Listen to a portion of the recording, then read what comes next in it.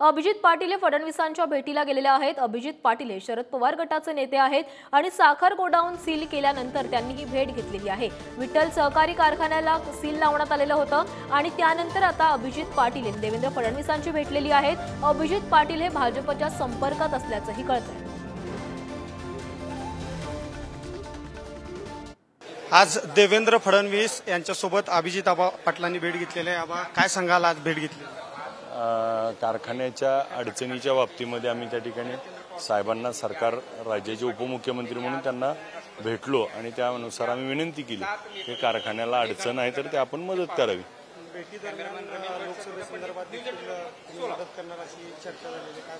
नाही, साहेबांना आम्ही विनंती केली की कारखान्याला मदत व्हावी, कारखाना अडचणीत आहे आणि कारखान्याचं सील आहे तर ते शेतकरी माझा अडचणीत आहे, त्या शेतकऱ्याला मदत व्हावी।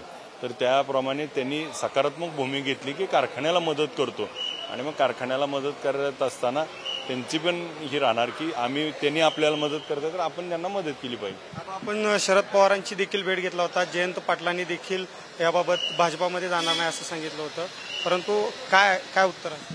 नाही, मी पवार साहेबांना देखील भेटलो होतो, साहेबांनी देखील प्रयत्न केले, परंतु न्यायालय, सरकार, बँकेच्या ह्या सगळ्या ह्याच्यात आता सरकारला त्या ठिकाणी मदत मागायसाठी आम्ही आलोय आणि सरकार देखील सकारात्मक आहे। म्हणजे आबा आता लोकसभेचा प्रचार जो आहे तो भाजपाचा करणार दोन्ही मतदारसंघाचा, ते अजून त्या ठिकाणी मला सांगतो म्हणले, त्यानुसार आम्ही त्या पुढच्या आमच्या सगळ्यांची चर्चा करून निर्णय घेऊ। शेतकऱ्यांच्या विकासाबाबतीत बघितलं गेलं तर सील काढण्यासाठी फडणवीस स्वतः येतील, ते आता त्यांनी कळवतील। आता त्यांच्या व्यस्त ह्याच्यातून त्यांनी वेळ कसा देत आहे त्यानुसार आमचं ठरेल। कॅमेरा पर्सन गजलेसह अनिकेत गायकवाड, पुढारी न्यूज, सोलापूर।